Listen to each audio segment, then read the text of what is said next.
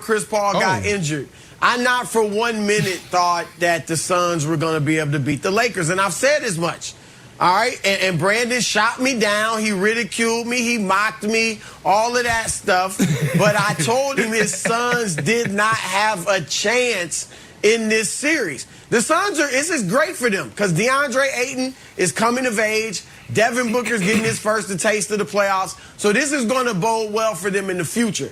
But this series is over. And the reason it's over is because the Lakers beat the Suns in a way like that you can't just write off. They didn't edge them. They didn't get a big shot at the end. They didn't get hot from three, which anybody in the league can do, so the Suns can brush that off. They beat the Suns in a way that the Suns and really hardly anybody else in the league can counter. They use their size. They overwhelm them with their size. I've been saying it forever that if you're going to go big and play Andre Drummond and Anthony Davis and LeBron James on the front line together, then play big. Don't just go big, but then drive and kick and shoot threes all the time and be finesse like all the other teams in the league. Use your size to your advantage, and they did it last night. 58 points in the paint. That's 14 more than they had in either of the first two games. Heck, in the first game, they were outscored in the paint by the smaller Phoenix Suns. But last night, the third quarter, when the Lakers really took over, they scored all 13 of their field goals in the third quarter in the paint. Only other points outside of the paint were at the free throw line. I mean, that's when you demoralize a team. When you just pound them in a way that what can they do? They're not as big as you. They're not as strong as you. And that's why in Phoenix's mind, they just got bullied, and everybody should see now that this thing is over. Chris, you're tripping. For real. You take CP3 off of that team, you have nothing.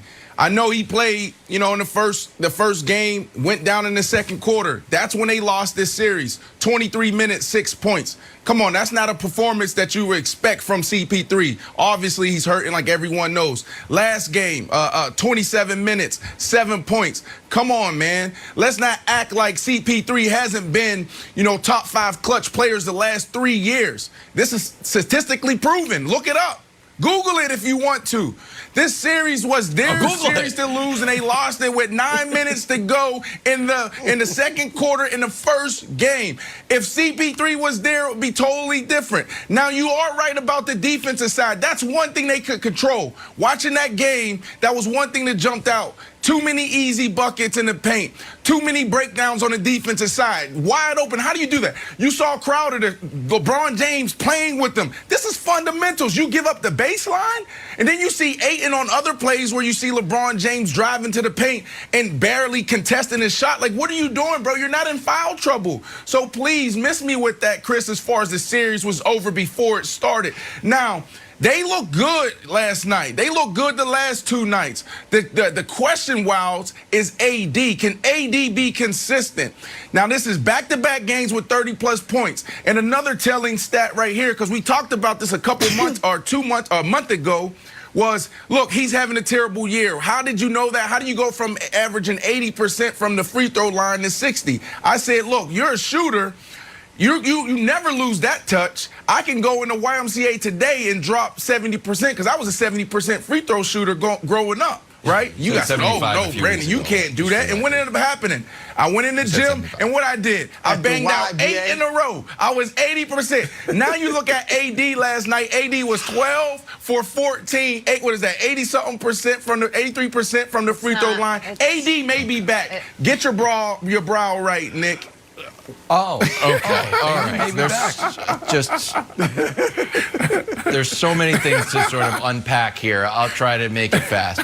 First of all, Brandon has admitted on national television that the hoop that he shot 80% on is not 10 feet because of a quote-unquote electrical issue at House of Athlete. There's some wiring issues that the hoop had to be brought down to 9 feet. 10-3. it was not 10-3. If it's 10-3, then it's still not regulation.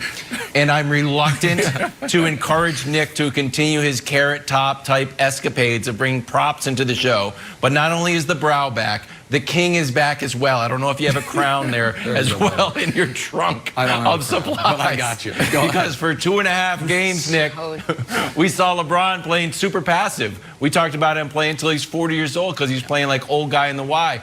The first half of last game, he's playing like pretty easy, just distributing the ball on the outside. Then go forward to the second half, Chuck is like, man, I think LeBron's hurt.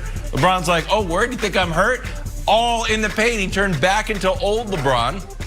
And I think like if he is going to be this LeBron and sort of like warm up LeBron, get your teammates involved LeBron is over, then we're starting to see like him moving into phase 2 of his playoff strategy. Yeah, I love Chuck in just about everything he does aside from his basketball analysis. And unfortunately, Chuck has, what's the line from Ted Lasso? Be like a goldfish, have no memory. Chuck quite too often is like a goldfish, as is the rest of seemingly NBA media. It's like, oh, what's LeBron doing? And the answer is, same thing he does every year. Trying to get his shooters going. Because the goal is not to win game 1 of the first round. The goal is to win game 16 of the postseason. And in order to do that, you have to get your shooters going. So how about this for a stat? Which team has shot the most wide open threes of any team in these playoffs? The Lakers. And it's not close. They've shot 53. That's 6 feet or more of space. No other team has shot even 43. Which team is right now, however, shooting the worst percentage on open or wide open threes, 4+ feet of space? The Lakers. LeBron knows to win the title, we are going to have to hit shots. So just like last year, folks were like, why is he passing to Danny Green so much? Drive to the basket, LeBron. It's because they're going to need him to win the title.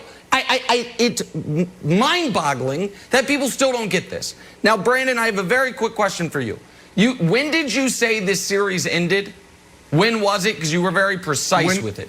When did this series end? The second quarter in the first game, 9 minutes and 19 seconds in the second quarter, to be exact. Okay, do you want to know when this series actually ended? December 30th, 1984. The day LeBron James was born. Once that happened, we were set on this path for the Lakers to play the Suns, and the moment that happened, it was over. It was over. They had no chance. And no, the Suns know it because Brandon, the Suns. Go ahead, Brandon, please.